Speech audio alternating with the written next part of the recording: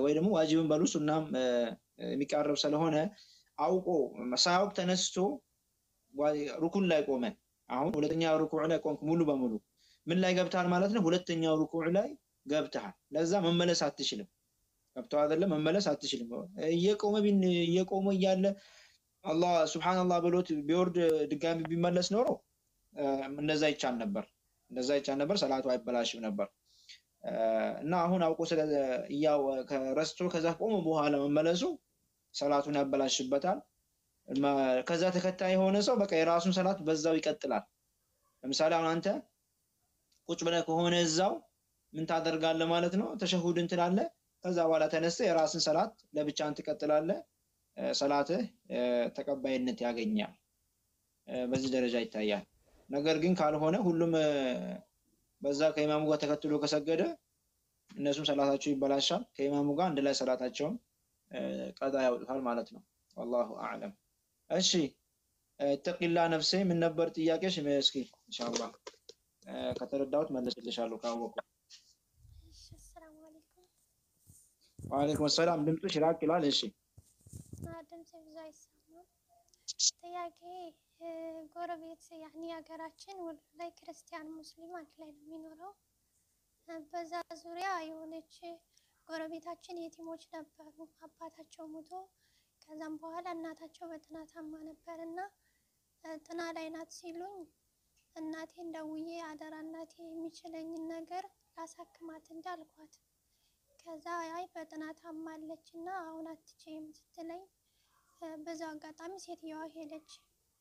ከዛም ቀጥሎ ልጆቹን እናቴ አደራ ባለሽ ነገር ባቅምሽ የቻልሽውን ነገር አብዣቸው የምፈልጉትን ነገር ጠይቁኝ አልኳት እና እነሱ ካፊር በመሆናቸው እኔ ይሄንን ባልኩበት እናቴን አደራ ስላልኩኝ እኔ ተጠያቂ ሆናለሁ ወይስ እንዴት ነው?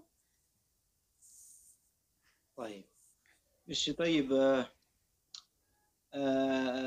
ሰው ምንም ያክል ቢታመም ይሙት ይዳን የሚያውቀው ማን ነው? አላህ ጀለ ወዐላ ነው።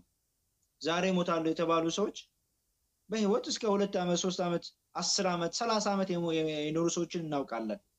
ከአንድ ወር በኋላ ትሞታለህ የተባለ ሰው ሊኖር ይችላል። እና አንድ ሰው በህይወት እያለ ይሞታል ተብሎ አናሳክም የሚባል ነገር የለም።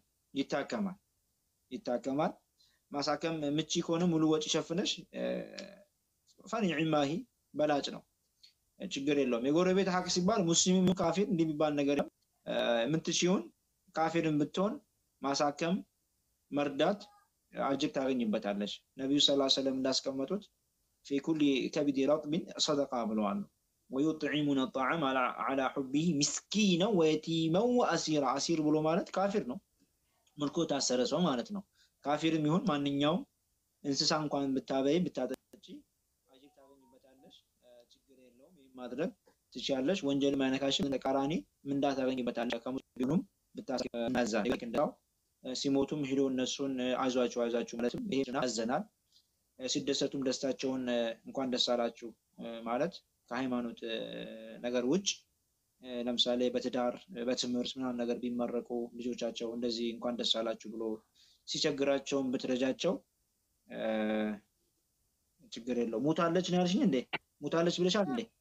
አው ሴትየቱ በዛ ላይ አጋጥሞን ወዳው ሞተች። እኔ እንደዚህ ላሳክም እያልኩኝ ስል ሞታለችና ልጆቹን ነው አደራ እናቴ በቻልሽው መጠን እገዣቸው፣ በቃ ህክምናውን ካልቻልኩኝ ካልደረስኩባት ብዬ ያለ ሴትየዋ እንደሞተች ብሩን ለሐወል ስል ምናልባት የሆነ ተስካር ምናምን የሚሉት ነገር አለ፣ ብድር እንዳለባቸው ልጆቹ ሄዳ እንደወጡ ብዬ ነበር እኔ ላግዛቸው የቻልኩት ፈለኩት ማለት ነው።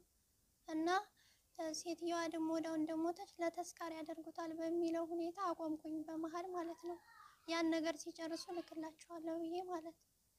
ከዛም በኋላ ሴትየዋ በህልሜ ትመጣለች እና ምን ፈልጋ ነው ከኔ? አንደኛ ክርስቲያን ናት እንዳለባት ወይ ብዬ ስላስተያየሁ ነው እንደ ብዬ ቀልቤን አሻከኩኝ ማለት ነው። እና ይሄ እንዴት ይታያል? እሱ ክርስቲያንም ትሆን ማንም ሰው በህልሜ ሳይመጣ ምሮን የሚነገር